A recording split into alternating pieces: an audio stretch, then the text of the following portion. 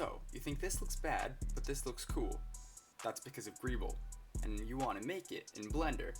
But you don't want to just make it, you want to make it procedurally, meaning you can put it on any object and have fully customizable Greeble. Greeble's what makes the Death Star go from this to that.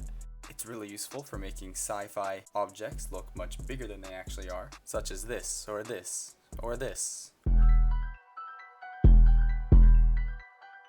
So this is the spaceship model I've made that I'm going to be applying a Greeble texture to. I recommend not using too much detail as it might make it confusing. You will need to use cycles for this as it uses displacement.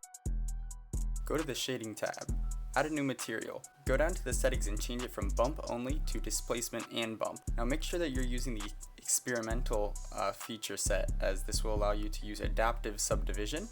Change the subdivision type to simple and make sure you have adaptive enabled. Now add a displacement node.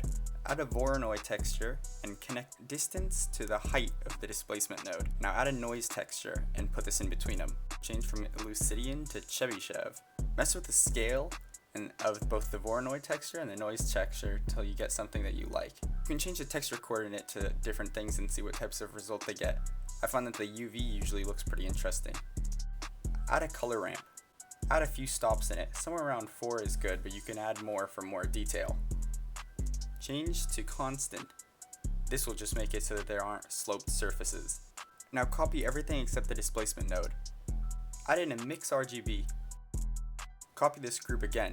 You can copy it as many times as you want, continuing to mix textures together. The more textures you have, the more detail you have, but you might not want to do too much detail, or it might just look chaotic. You can change the texture coordinates for some of the groups, so that you have more variation. Adjust the scale of both the Voronoi and the noise texture to create more detail. You can see by adjusting the factor of the mix RGB, you can change how much the grouping affects the final result.